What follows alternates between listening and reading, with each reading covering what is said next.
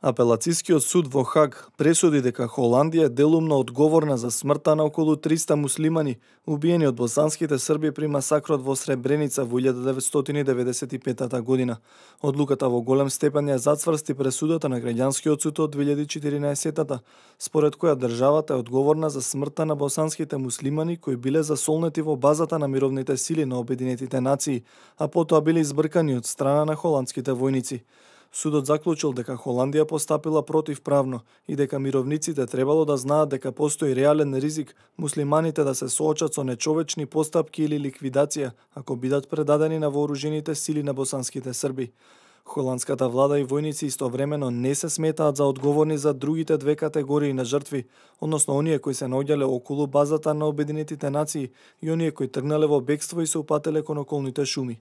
Оние кои биле во базата на мировниците и според првостепената одлука требало да бидат евакуирани. Холандските власти на првичната пресуда поднесоа жалба со тврдење дека не можеле да знаат дека муслиманите ќе бидат убиени. Самата одлука на судот се смета за исклучок, со оглед на тоа што Обединетите нации имаат имунитет од кривично гонење. Во меѓувреме, околу 200 холандски мировници најавија дека ќе ја тужат својата влада, барајќи да им исплати одштета поради штетните последици кои ги претрпеле во овој случај.